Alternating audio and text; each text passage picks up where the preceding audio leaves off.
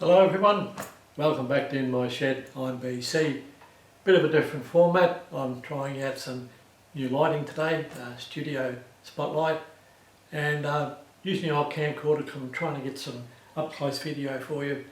I had a video request, or a subscriber's request. He wondered how I set the tool and cutter grinder workhead up to do the interior facet or the inside facet, and it's something I have put in previous videos, but maybe I can get a better close-up shot with the old camera to keep it out of the grid. I don't want the new camera in the grid. But with the new lighting, I think it might be a bit more natural. I was losing focus before because I was using the machine light to bring you in close, and I think I was getting white balance wipe out there. So we've got a completely different lighting system, and I think it should be a little bit better. So today we'll do a little bit on setting up the angles for the different facets and setting up the stop. I hope to be a bit more explanatory there. And then we'll talk a little bit about in-feed of the grinding wheel, how far you can feed it in per pass. I've seen a lot of bad mistakes being made, fellas trying to take half an inch per bite, and the machine just isn't bloody capable. And also there's two different aspects to grinding. One is face grinding with the flat part of the wheel, and you get quite a wide contact area.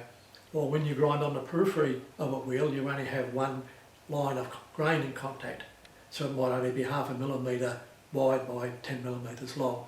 So the area of contact controls your push out force and how much you have to push it in to make it work. It controls chatter. It's a real important aspect of this.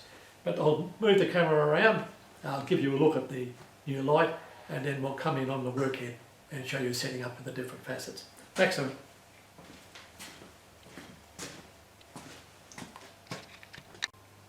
Just a quick look, one new spotlight, all of $98 delivered to the door, adjustable colour and adjustable power.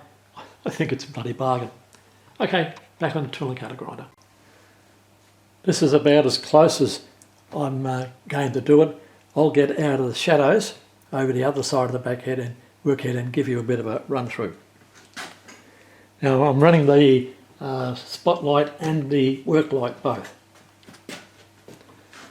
Okay, we move the cutter in until that facet is just covering the wheel. Bring the stop across. I'll go through this again at a greater distance.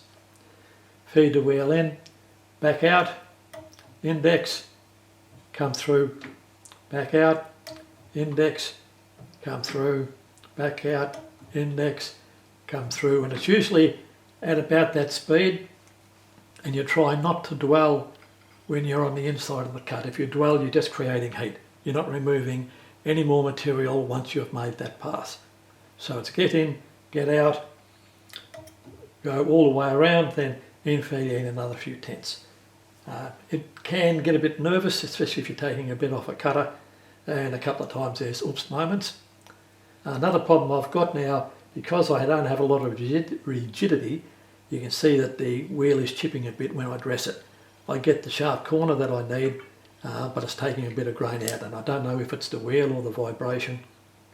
Either way, it's a little bit disheartening.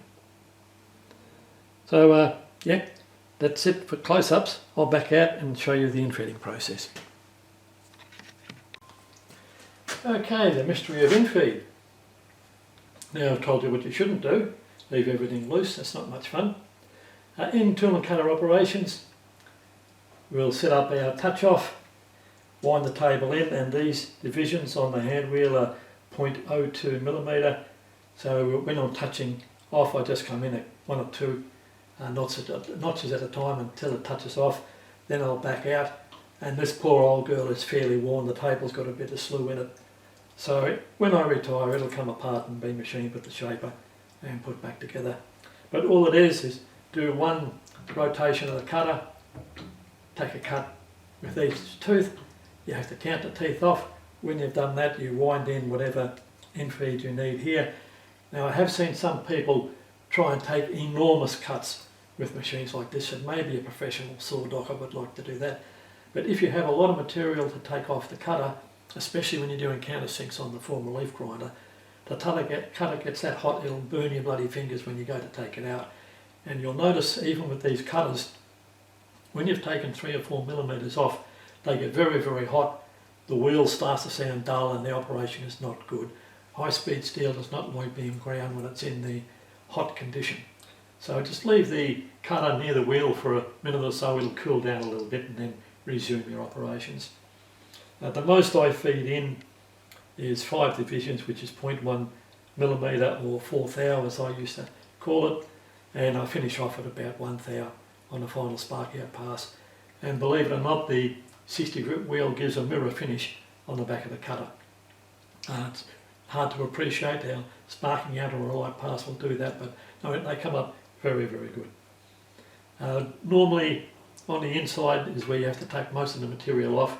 You would make probably 12 to 15 passes, and the outside 6 to 8 to bring it to fruition. So that's all there is. That covers his question. Told you what all the knobs do, and I'll put the camera back out the side and a bit of general information on TNC grinding. Bye for now.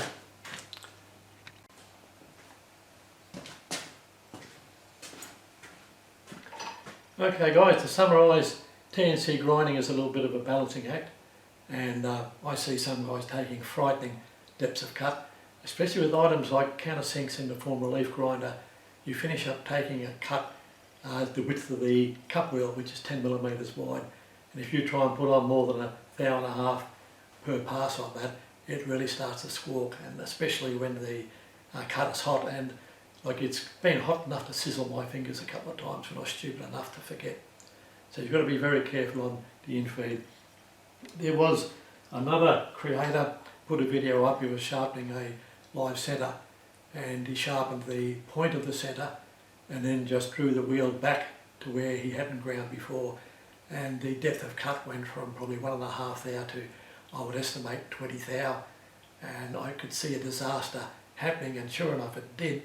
The further he got out to the bigger diameter of the live centre, the more the grinding wheel spun the centre up, until there was almost no speed difference between the centre and the wheel, and at that point the wheel is not cutting, but you're increasing the feed rate substantially, so you're trying to crush dress the wheel. And sure enough, the wheel exploded. I even pooed my pants watching it on YouTube. Luckily it was on a straight wheel, the wheel guard was on, and the wheel guard contained the broken parts of the wheel.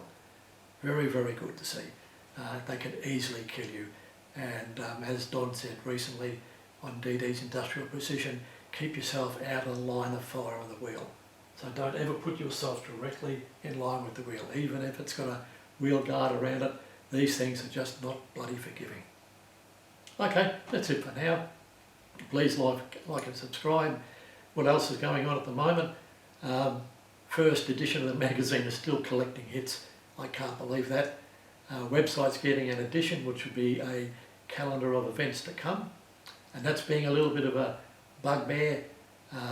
The program that I first picked was quite good. It's attractive the way it was presented, and halfway through the install I found out I can only put 100 events up there. That's not much good to me, so the search is on again.